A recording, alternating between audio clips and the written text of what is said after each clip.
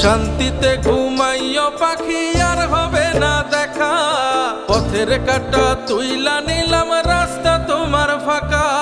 শান্তিতে ঘুমাইও পাখি আর হবে না দেখা, পথের কাঁটা তুইলা নিলাম রাস্তা তোমার ফাঁকা।